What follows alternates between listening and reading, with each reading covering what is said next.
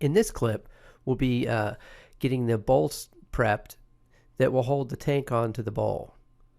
Again, Bob will add a little bit more sealant to this as well, just for a little extra protection.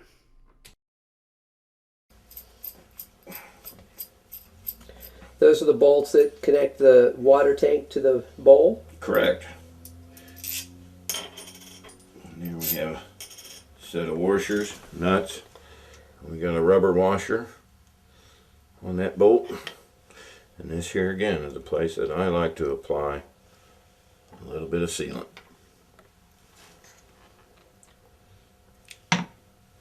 Teflon sealant is your friend.